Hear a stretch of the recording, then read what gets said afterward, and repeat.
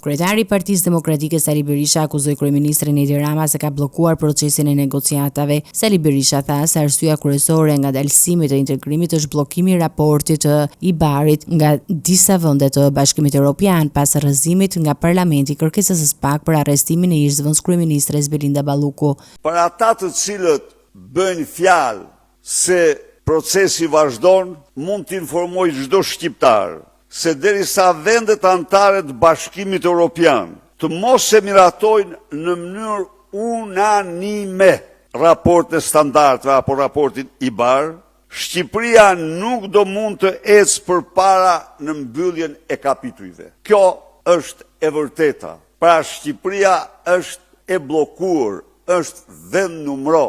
Ai e cilësoi tërheqjen organizuar nga kryeministri në këtë proces si një formë propagande dhe shifrat e publikuara si tridhime të fabrikuara nga brenda dhe jashtë vendit.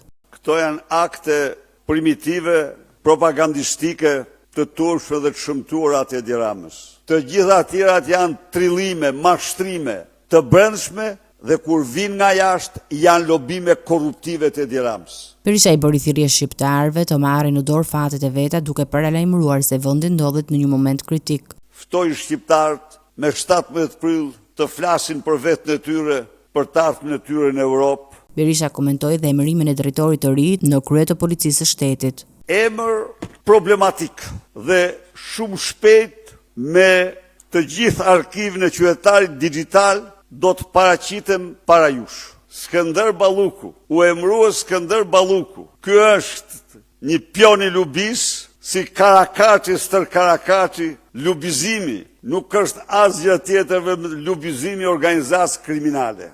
Berisha mblodhi sot edhe drejtuesit politik dhe koordinatorët për diskutuar procesin e zgjedhjeve brenda Partisë Demokratike.